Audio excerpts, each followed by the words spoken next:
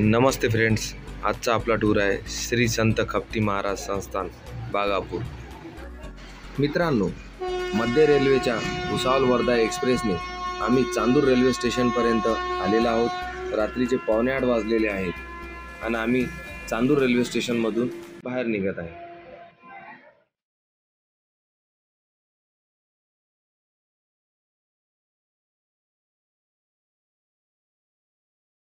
ट्रेनच्या प्रवासाने आम्ही थोडे थकलेलो आहोत। स्टेशनच्या बाहेर निघताच इथे एक चायची हॉटेल आहे, तिथे चाय घेऊ म्हटले म्हणून आम्ही चायसाठी इथे थांबलेला। आता आपण आलेलो आहोत चांदूरला।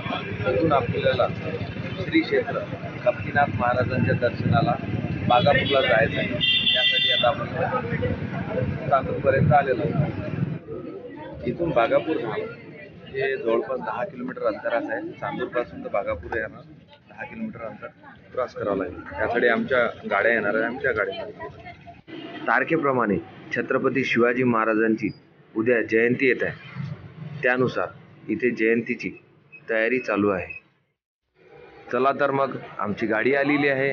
आम्ही आता या 3 चाकी गाडीमध्ये म्हणजेच ॲटोमध्ये बसून बागापूर धाम आश्रमला जाणार आहे। फायनली आपण श्री संत खपती महाराजांच्या आश्रममध्ये बागापूरला येऊन पोहोचलेलो आहे। मंदिरामध्ये महाशिवरात्री निमित्त खूप सारे असे धार्मिक आणि सामाजिक उपक्रम राबवले जातात। मित्रांनो, मंदिरात आज शिरताच मंदिरामध्ये रात्रभर भजन कीर्तनाचा कार्यक्रम चालू असतो। त्या भजन कीर्तनाच्या सुमधुर आवाजाने आपले स्वागत होत आहे।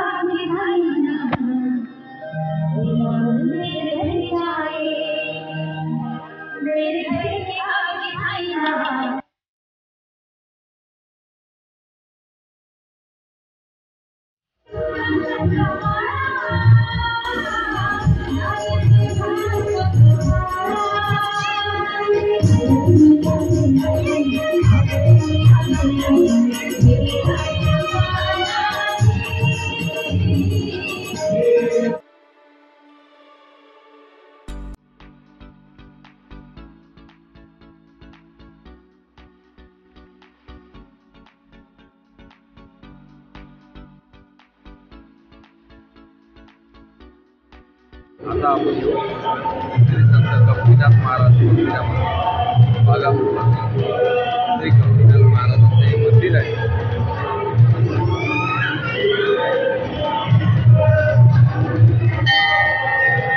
खपतीनाथ महाराजांच्या मंदिरात महाशिवरात्रीचा कार्यक्रम त्यानिमित्तानं खपतीनाथ बाबांच्या मित्रांनो, बागापूर याच ग्रामी महाराजांचा जन्म 1890 मध्ये झाला, तर महाराजांनी या ठिकाणी 10 नोव्हेंबर 2003 मध्ये समाधी घेतलेली आहे। महाराजांच्या मंदिरामध्ये महाराजाच्या उजव्या बाजूस शंकर पार्वतीचे मंदिर व महादेवाची पिंड आहे, तर डाव्या बाजूस राम लक्ष्मण जानकी व हनुमंताचे मंदिर आहे व मधोमध इथे महाराजांचे समाधी स्थळ आहे। मित्रांनो, श्री संत खपती महाराज हे आत्मसाक्षात्कारी कर्माधिष्ठ होतेच, सोबतच ते आजन्म ब्रह्मचारी पण होते। महाराज हे नेहमी म्हणत असत, आत्मरंगी रंगण्याचे ज्ञान कथील न तुजना, पाठ पूजा माळ जप व्यर्थ ही कर्तव्याविना।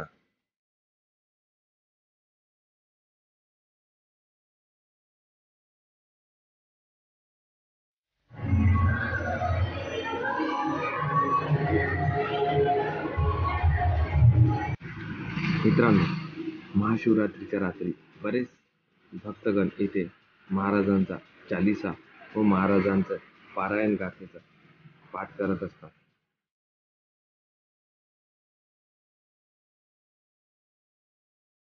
राष्ट्रसंत तुकडोजी महाराज व श्री संत खपतीनाथ महाराज यांचा 1953 मध्ये भेट झाली होती। तो एक फोटो सुद्धा इथे संग्रहित आहे। महाशिवरात्रीच्या रात्रीला इथे रात्रभर जागरण, देवपूजा, नामजप, पालखीची सजावट. उद्या सकाळी हीच पालखी निघणार आहे. त्या पालखीची तयारी करणे, सोबत देवाचे स्नान, मंगल स्नान घालणे, असे नित्यक्रम महाशिवरात्रीच्या रात्रीला इथे होत असतात. सोबतच रात्री ठीक 12 वाजता महादेवाची आरती व खपती महाराजांची आरती होत असते. सकाळी पहाटेच इथे यज्ञ होम हवन होतो व दिंडी पालखीच्या गजरात इथे खपती महाराजांच्या समाधी स्थळापासून तर महाराजांच्या जन्मस्थळापर्यंत पालखी निघते. त्या पालखीची आता तयारी सुरू आहे. सकाळची वेळ झाली, पालखीची तयारी सुरू.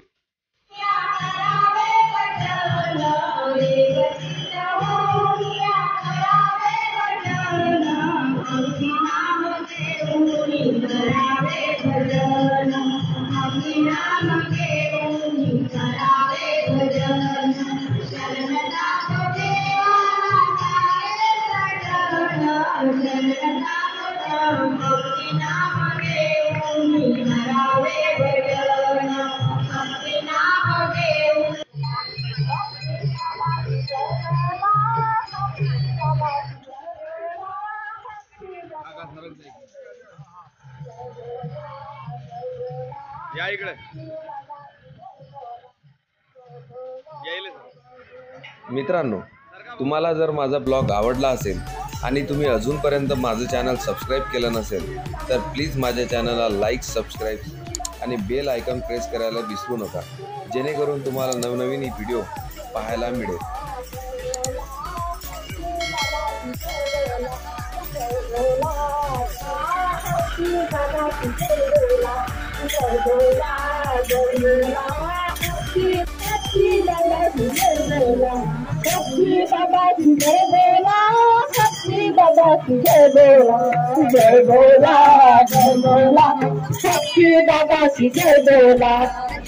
दुसऱ्या दिवशी येथे हार, फुल प्रसादाची दुकाने तसेच मोठ्या प्रमाणात जत्रा इथे भरते.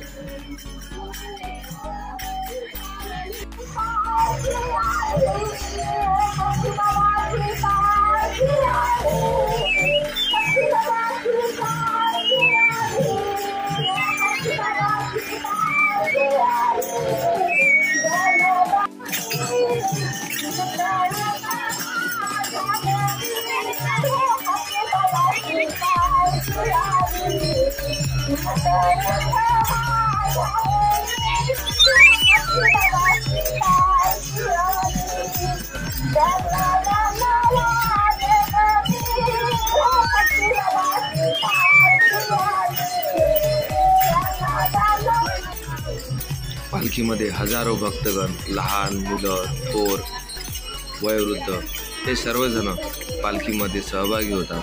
पालखीमध्ये अब्दागिऱ्या, टाळ, मृदुंग, वीणा याचे स्वर गुंजतात व पालखी समोर समोर सरकत महाराजांच्या जन्मस्थळाकडे मार्गस्थ होते. जन्मस्थळावर जाताना रस्त्यामध्ये लोक चाय, नाश्ता, शरबत, पाणी असे वाटप करतात व मनोभावाने पालखीचे स्वागत करतात. टाळ मृदुंगाच्या लेझिमाच्या आवाजात पालखी समोर सरकत महाराजांच्या जन्मस्थळी जाते व तेथून वापस येऊन आपल्या समाधीस्थळी विराम घेते.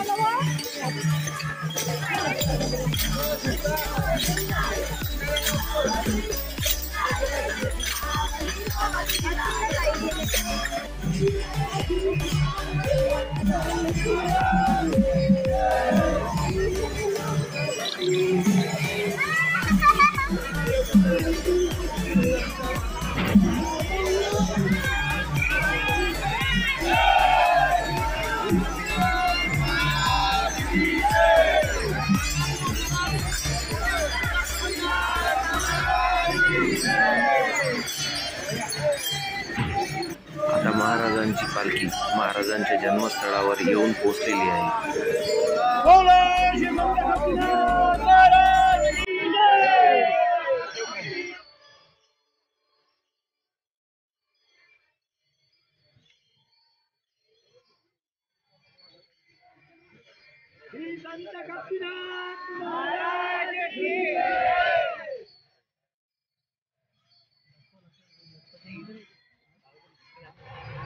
जन्मस्थळाकडे पालखी थोडे विश्रांती घेतल्यानंतर तिथून समाधीस्थळाकडे पालखी प्रस्थान करते व वापस मंदिरामध्ये येऊन काल्याचे कीर्तन होते व सोबतच भक्तगण महाप्रसादासुद्धा आस्वाद घेतात.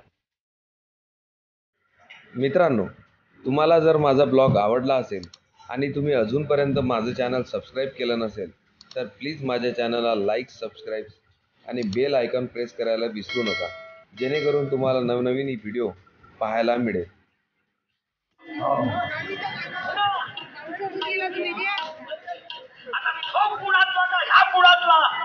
एक गोष्ट सांगू, म्हटलं तर घरी बाजूला तुम्ही कोण्या जातीची आहे हे तुमचं गुड नाही. इतके लोक इथं बसले आहे ना, हे छपन्नास आधी खपटी नाखाच्या पुळातले हो. यांची पुळ माझे केले हरपोनी, त्यांनी थोडं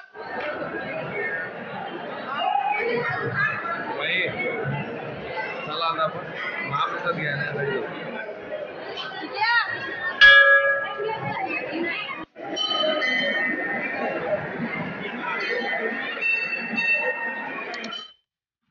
मित्रांनो, तुम्हाला जर माझा ब्लॉग आवडला असेल तर प्लीज लाईक अँड सबस्क्राईब करण्यास विसरू नका. धन्यवाद.